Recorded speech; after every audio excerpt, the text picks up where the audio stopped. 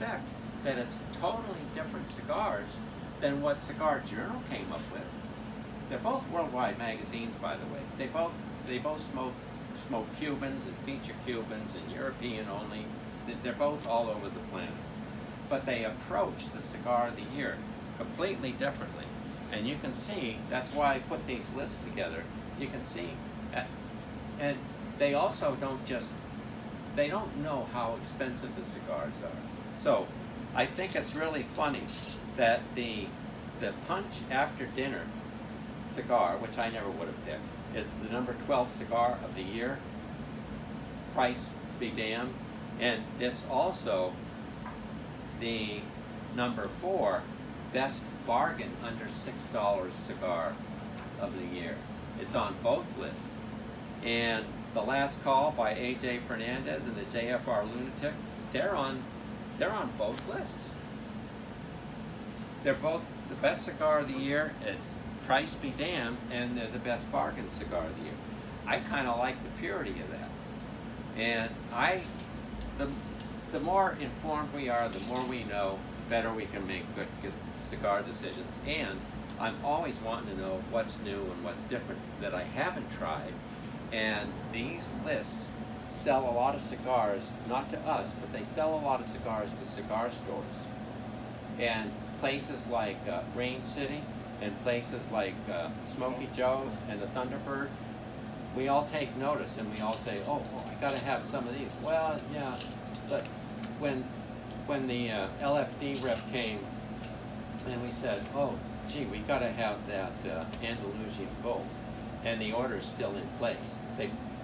The check's still trying to be written, but they haven't filled that order yet. So well, and that's a good point, because that stick was never meant to be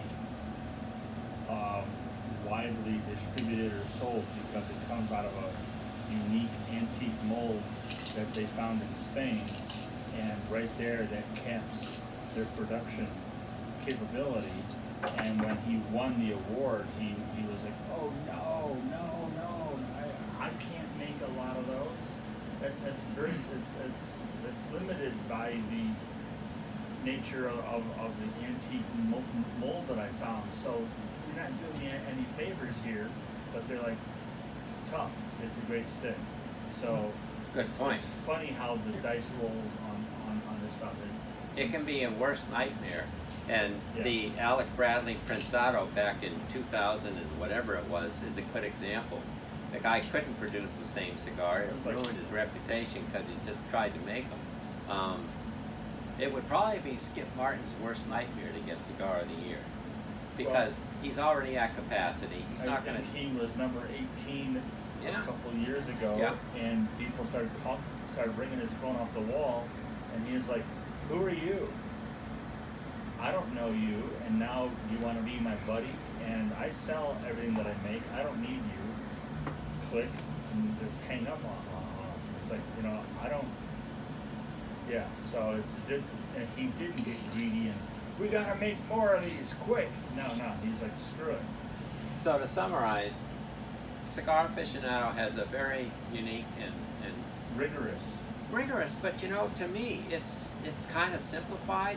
It's clearer than Cigar Journal. But it's based on ratings that they do the whole year, and they just use metrics to decide what floats to the top, test it again.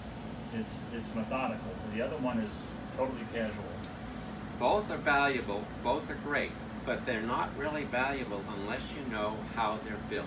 Yeah. And that's what I wanted to share tonight. If you know how Cigar Journal comes up with their Cigar Journal Awards, you can respect that and follow that any way you want. If you know how Cigar Journal comes up with their best 25, you can respect that and follow that for different reasons. And if you know and understand how Cigar Aficionado comes up with their best 25, you get a kind of a refreshing new look at, gee, I think I'll try this stick and I won't try that stick. Another thing that's interesting, and Scott just brought it up, are the pros and cons. It's not always a blessing. We talked about Alec Bradley and Roma Craft. One of the pros is it's good exposure for, there's brands I've never heard of, and I go out and I try them because I saw them on a Best Cigar of the Year list. They sell more magazines, and the funny thing is, prescriptions are cheap. Prescriptions are there, they're in and out every year, you pay by the year. But the real money is selling a one-off magazine just as January, because it's got the cigars list. It sells for 10 times more than the subscription sells for. So the magazine sales themselves actually promote the magazines, but they also promote casual cigar smokers making cigar choices. As a matter of fact, it was after seeing a Cigar of the Year edition that I got my subscription to both of these magazines. Are the two magazines comparable for distribution? Well, I don't know about numbers, but I do know that they're both distributed worldwide. So you can see them in Russia. I think you can see them in China, Japan. You can see them all over South America. As a matter of fact, Cigar Journal publishes a Spanish,